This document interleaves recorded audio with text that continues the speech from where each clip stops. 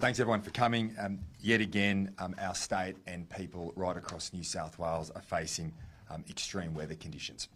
And tragically, this morning we received advice of a young woman who has died near Gulgong in the Central West. And on behalf of the government and the people of New South Wales, can I extend my condolences to the family and to the friends. Can I also thank our SES responders who were there carrying out that rescue. We have SES, hundreds of SES volunteers on the ground right across our state doing amazing work, putting their life on the line day in, day out to provide that safety for our people across New South Wales. Currently, there are 122 SES warnings in place. Of those 122, we have 20 emergency warnings. So they are evacuation orders that are in place. So can I stress again to everybody across New South Wales, if there is an emergency order in place, please evacuate. Do not wait for a knock on the door from the SES. Please evacuate. Follow the instructions that are in place. They are there to keep you and your family safe. And if those warnings are in place in an area where you live or where you are, please get ready to evacuate. We currently, over the last 24 hours, have had 482 requests for assistance. We've had 37 flood rescues, and we have over 520 personnel on the ground, as well as the ADF resources, and in addition to that, assistance from interstate. So can I particularly thank the Commonwealth Government today as well, in terms of the support they provided through the ADF.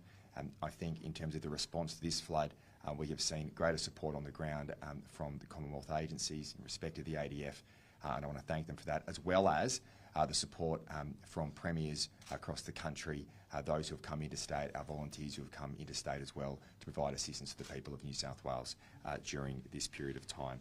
We currently have 43 local government areas across the state that are subject to a natural disaster declaration at this point in time. So we have a major flood emergency in full swing right across our state. In the state of communities, we do expect rising floodwaters. So please be alert to the conditions around you, take the precautions that are necessary, and continue to follow those instructions. Those instructions are there to keep you and your family safe. In addition to that, we also expect flash flooding across New South Wales as well, with further storms on the way. They can come up very quickly. And when they do, as we've said, and we continue to say, please do not drive through floodwaters. Please do not drive through floodwaters.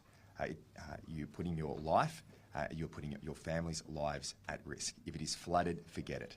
You wouldn't drive into a bushfire. Don't drive into floodwaters.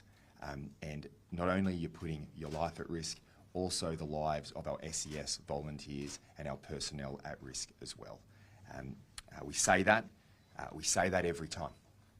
We continue to see people driving through floodwaters. Do not do it. You do not know underneath that water what the gradient of the road is. But every time we give this warning, we still see people across our state driving through those waters. Do not do it. We cannot be any clearer than that.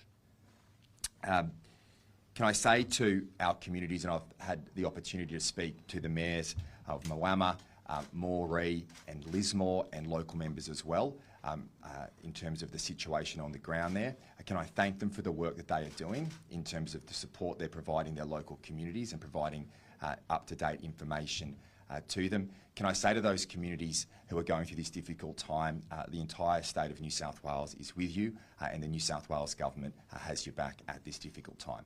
We've got through these flood events in the past, and we will get through this one as well. Particularly, I want to note Moree, where we are seeing over 100 kilometres of flood waters across the floodplain in Moree, and that is taking time to come down.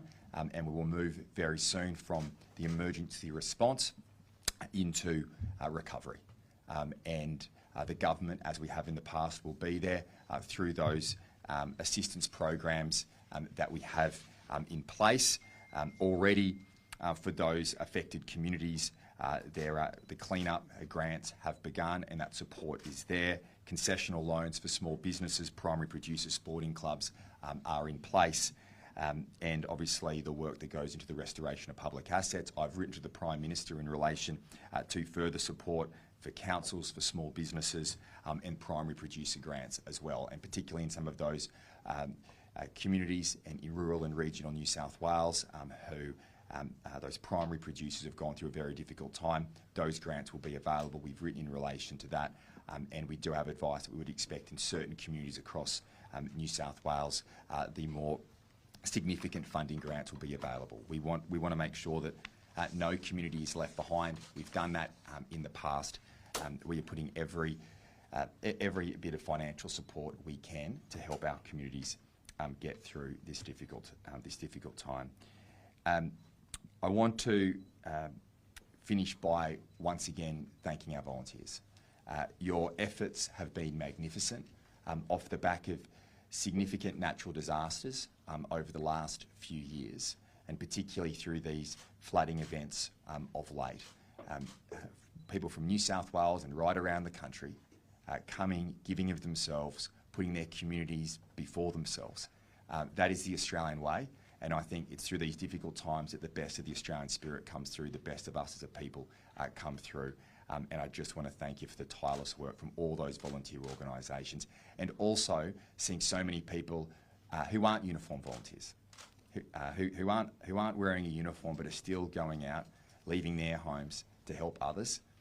That is something brilliant to see, and I think it's something very special about our people and something we should be proud about, and that is the spirit, I know, that will get us through this event. As I said earlier, we will be there every step of the way. Every single person across our state are with those people who are suffering at this time. You will get through it, and the New South Wales Government has your back. Now I'm going to pass to Minister Cook, and then the Commissioner Carleen York will provide an update, and then we'll hear from the Bureau. Thank you, Premier. Well, today is a day where we continue preparing for the worst and hoping for the best. Right across New South Wales today, many communities are underwater.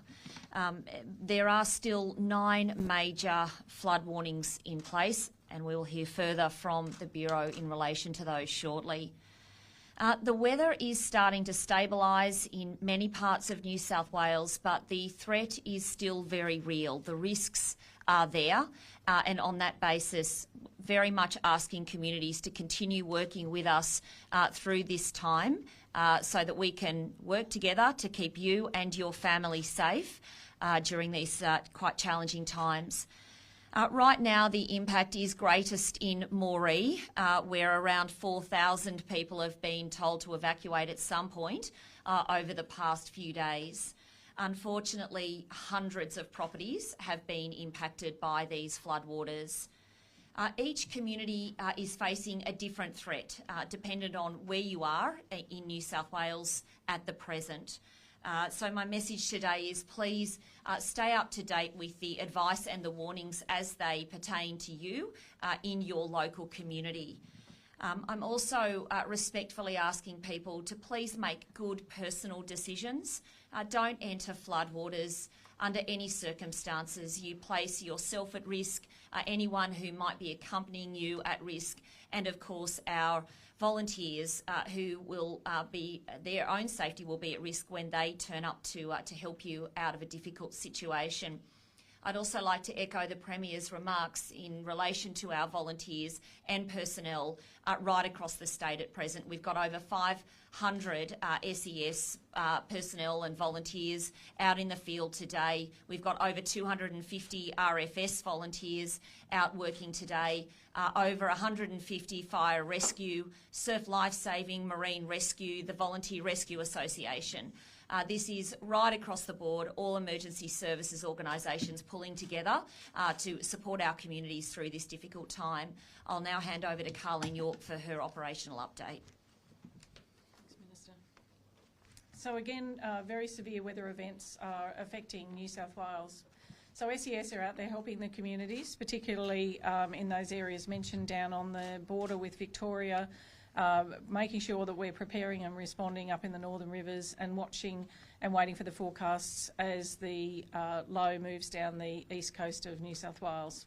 So we have lots of volunteers out there, and the message has been given about driving through floodwaters. It's very sad to hear the loss of a life as a result of these floods.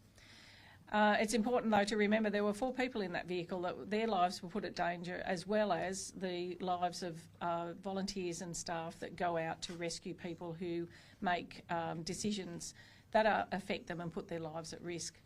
So it is really important that you know that the community knows that this is a partnership. So the Bureau will forecast the weather. The New South Wales SES will then put out important messages for your safety, and we ask that the community be a partner in that, to do what we ask of you at the time we are telling you this information, because there is a danger and we want you to be aware of the circumstances that face you and take the appropriate action.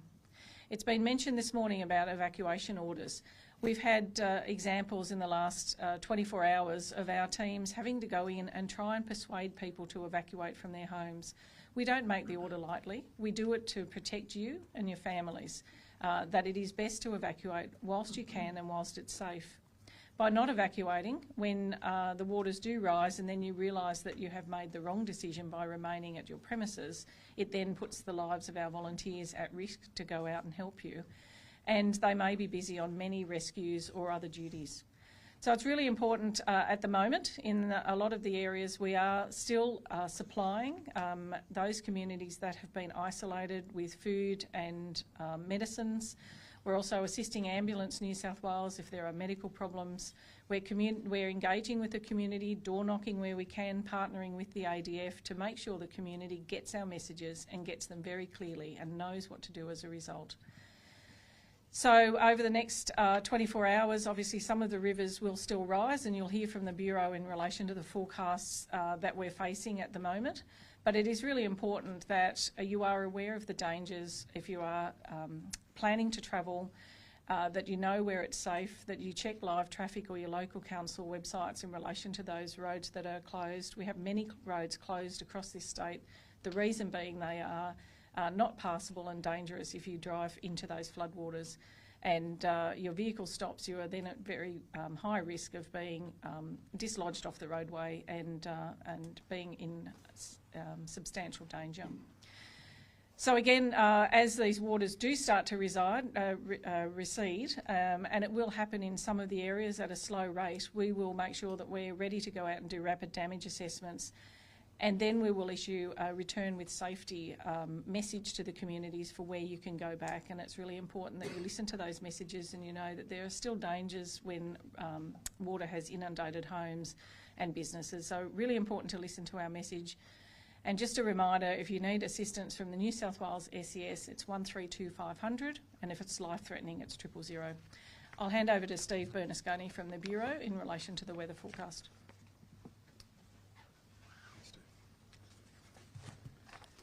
Thank you, Commissioner, Minister and Premier, and Mr Fertel. And good afternoon all.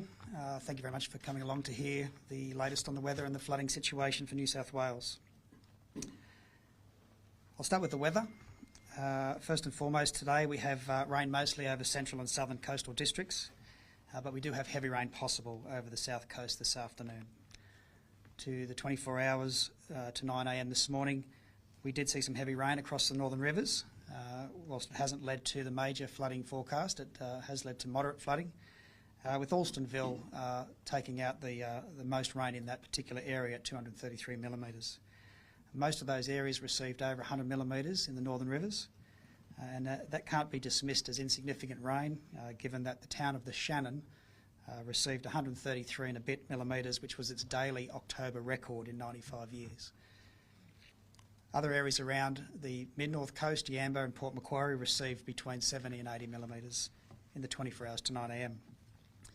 We have a low pressure system which is now located off Yamba, and heavy rainfall rates are expected to be focused south of the Wilson River and east of the Wilson River of Lismore. Rainfall has eased over the Wilson River catchment. That said, we still have severe weather warnings for heavy rainfall, and the one for the northern rivers, though, has been cancelled. Looking into today for the coast, we have mostly rain on the mid-north coast, the Illawarra and the south coast, and for inland, most of the rain will be over the western districts and the Riverina and parts of the central west slopes and plains. Into Tuesday, as the system moves further south and the system from the west moves across to the east, we will see showers and possible severe storms across parts of eastern Australia, eastern New South Wales. The focus, though, will be on the south coast. The good news is that on Wednesday through to Saturday, the adverse weather conditions will start to abate, and we should have a little bit of reprieve out into the weekend.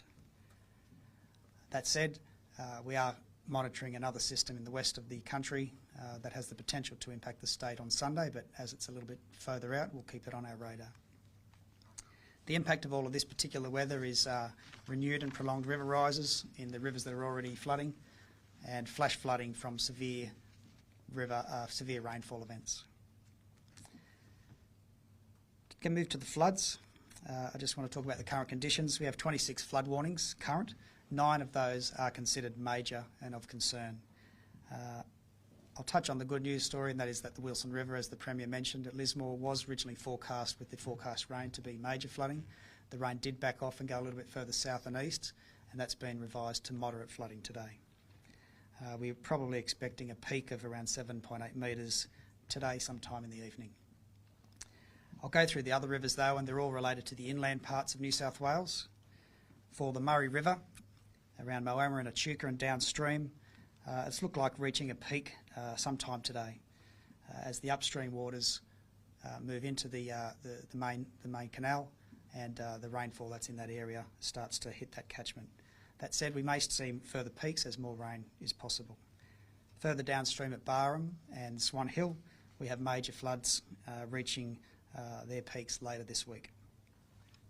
For the Darling and the Barwon, for Burke and downstream, we have Burke rising to major this Friday. For Tilpa, we have major flooding expected in early November as the floodwaters keep coming down the catchment. And in the Barwon River for Mungandai, we have major flooding which may reach 7.5 metres later in this week. For the Lachlan River, we have renewed or possible renewed rises depending on where the rain falls. For Forbes, whilst we do have minor flooding and it's steady, there is a moderate forecast for Tuesday with the rain that we've just had. And for Condobolin and Uabalong, we have major flooding out into Thursday with potential for it to reach its height there. For the Macquarie, for Warren is our main focus. We have major flooding there and it's steady, around 9.4 metres, and we do expect some possible renewed rises around Tuesday. For the Murrumbidgee, for Gundagai, whilst it is minor, is forecast for Tuesday, we do consider the possibility of further rises subject to the rain, as is the case for Wagga Wagga. And for Hay, the major is forecast to be exceeded today, reaching 8.4 metres sometime on Friday. For the Bogan River in Muddle, Mulgawarrina and Gongolgan, major flooding is still there and is continuing, and again we look towards renewed rises with the rain. For the Namoy, Gunnedah is sitting near a major peak and it may linger until Wednesday. And for Narrabri, it's reaching a peak, or it may reach a peak of 7.4 metres on Tuesday. Now that's a jump of about a metre from our forecast from yesterday, and that's based on rainfall that fell and the inflows from the other tributaries. We've mentioned Moree. It's a major peak was on Sunday. It may fall below major on Tuesday, but as the Premier mentioned, the rate of fall is quite slow in those flatter parts of the western areas. On other areas on the coast, for the Hawkesbury, we do have a minor flood watch out for the Hawkesbury. We may see minor flooding around North Richmond and Windsor from Tuesday, and similar for the Hunter, a minor flood watch for the Hunter around Bulga, Singleton and Maitland with possible minor flooding. We also have a flood watch which is updated every day, so after this we'll have another review of that one, but we're looking at coastal flooding potential, and we'll assess that impact of that low pressure system as it moves down the coast for the rivers on the south coast of Bega and the Dewar River. What I'd recommend is that everyone stay focused on their weather risk by looking at the website for the Bureau, and particularly if you use the website, the Bureau's weather app, and get your locality and use the notifications, you'll be able to see the notifications for any severe weather warnings or flood risks as they change and are updated daily. That brings us to the end of the weather update. Thank you. Before questions, I'm just going to make this point again that the Commissioner made. If there are those evacuation warnings or those orders in place for you to leave your home, please do so. What we do see is that people do not leave their homes because they look outside and don't believe that flood event is as severe as it is. That advice is taken from future weather that will be coming in. So those instructions are there to keep you safe. So when those orders are in place, evacuate immediately and follow the instructions of the SES. Questions? Just for the Commissioner or for the Bureau, so can we just clarify that the worst of the weather is expected then on Tuesday? Well, we've had significant weather today, but we do expect still weather tomorrow as the systems move down to the south coast. Probably the greatest risk is for severe rain events, which has the potential to have isolated heavy falls. That brings with it a risk of flash flooding, and that is probably the risk that's preeminent right now. Premier, you mentioned that people continue to drive into floodwaters, and we've had the tragic news that you mentioned today. Seeing as this weather is going to be a continued pattern for the coming months, and the message is not getting through, do you think that more needs to be done to communicate how dangerous it is to drive into floodwaters, maybe a campaign or something like that? We've initiated a new campaign through the emergency services team, and Minister Cook can speak to that. But I want to thank particularly the media, rare moment, because I do believe that information is getting out. On the news every night, I am seeing it come through very clearly that you should not be driving through floodwaters. And I ask that to continue because people, we've got to get that message through. And what happens is that people see the waters and they think that the level is much lower than it actually is because they cannot see the road beneath the water. And we've got to continue to drive this message. So many of the flood rescues that we see occur because people are putting their own lives at risk driving through floodwaters. Now, we cannot be clearer. There is not a press conference that goes past without us, myself, the Minister, the SES Commissioner, making it as clear as possible. If it is flooded, forget it. Do not drive through those waters. And I've said earlier, you would not drive into a bushfire. Do not drive into floodwaters. And it is just as dangerous.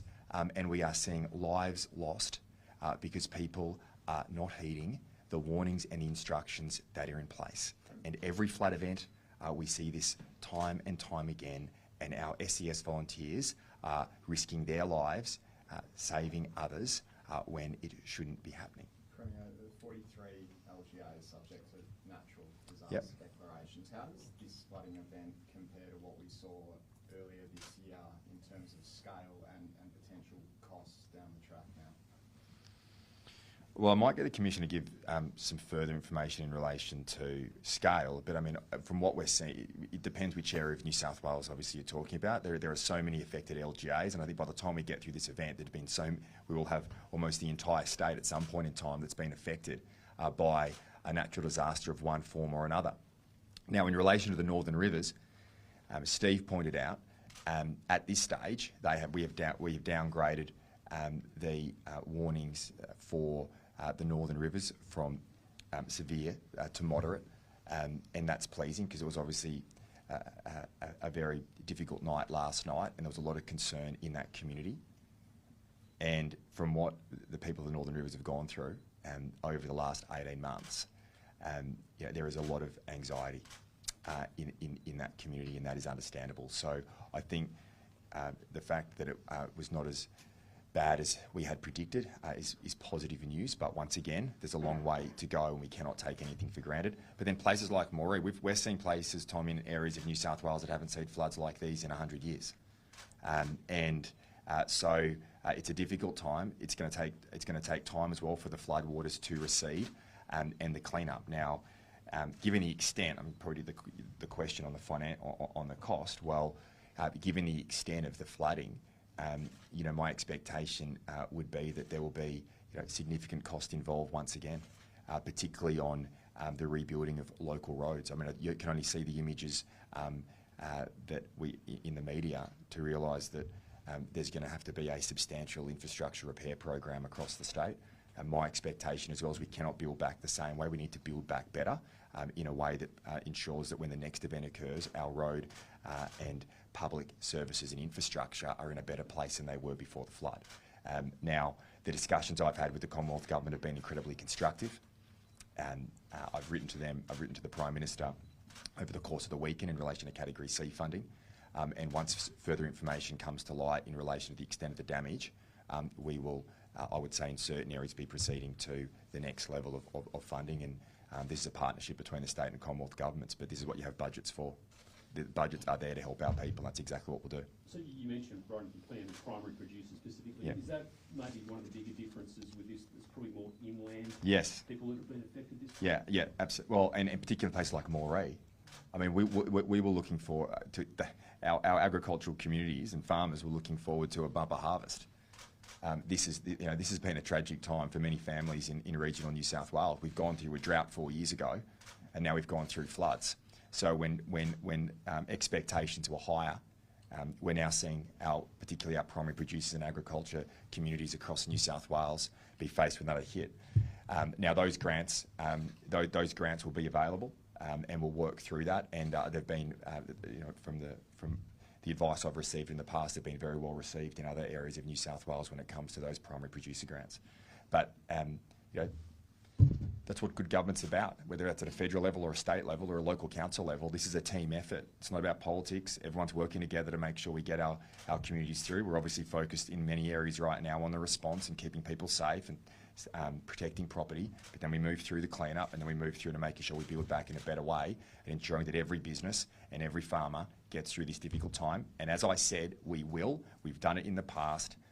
And the New South Wales government has your back when it comes to getting every single community through this difficult time. Premier, yesterday Australia joined a list of Ukraine, Rwanda and Azerbaijan where UN anti-torture inspectors have had to leave the country because they haven't been allowed access into facilities across the country. That's largely in Australia due to New South Wales. People are saying that's embarrassing for Australia on an international scale. Why did you make this decision and how do you feel now that they've left? Well, firstly, can I say, I've answered these questions in the past. My focus right now is completely on our families and communities in flood-ravaged areas across our state. I will say I've made it very clear that we have an ombudsman, independent processes in place that look at our jails, that look at our correction facilities. We have the highest standards anywhere in the world, and I support our independent ombudsman and correctional facilities staff in providing advice to the New South Wales government. If there are complaints or there are issues, they are dealt with appropriately, but no one's provided any information to me that would say otherwise. So why not let them in? Why, if we have the highest standards, why not let them in so Australia? I made it very clear we're a sovereign country in our own right, and we've got the highest standards when it comes to correctional facilities in New South Wales. If there is a problem, please raise it. If there's not, we have an ombudsman in place, and I support the work that they do. David Elliott said this morning that the decision to let the UN in to carry out these inspections in prisons was made by the federal government, and he's not in favour of it. So is this essentially a brawl between the federal government and your state government? No. Just back to the floods. Yesterday there was a prepare to evacuate warning given to the Lismore community. You mentioned before just how triggering that is for those residents. Is there anything have been done to mitigate that warning considering the weather system didn't hit, or was it just a case of being safer than sorry? Oh, well, I'd say to that, better to have, better to get better news and take the precautions. When we had a secondary flood last time up in the Northern Rivers and around Lismore, there were concerns that orders didn't get put in place in time. No, I completely back the decision. That today's news is incredibly welcome in relation to Lismore, but I'd make this point: there are still challenges coming our way, and I know it's tough for them. And I saw,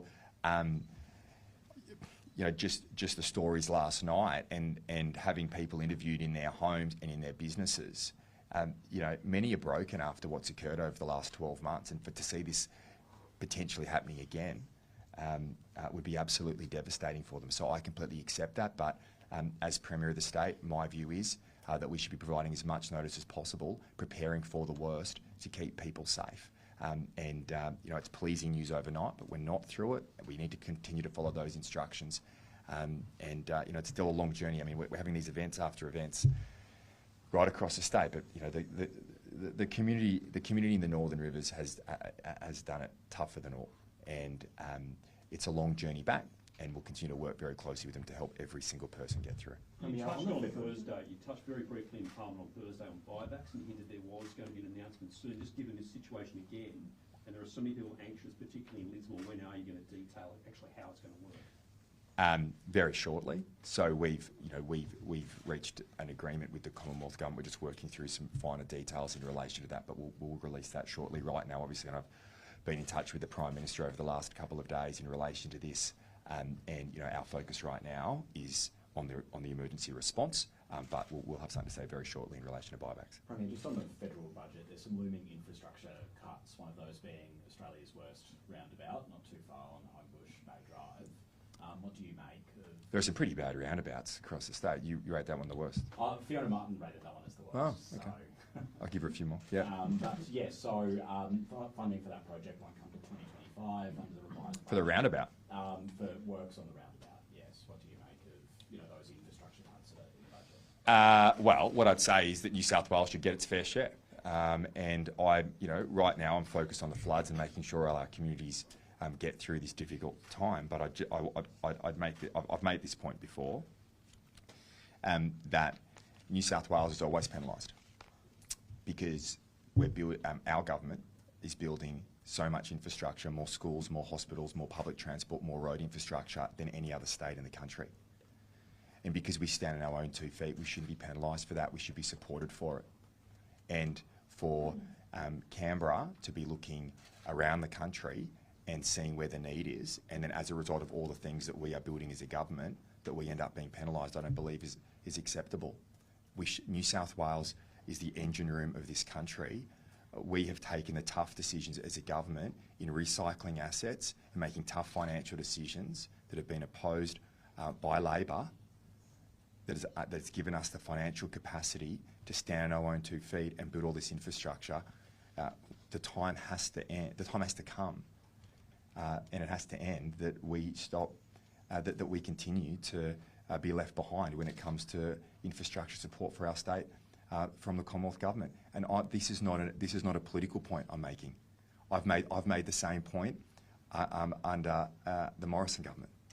Every time we get to federal budget time, we look at how far New South Wales, or how much New South Wales has missed out when it comes to infrastructure support. We should be our people in New South Wales should be rewarded, not penalised, because of everything this government is building across the state. And time again, we are let down.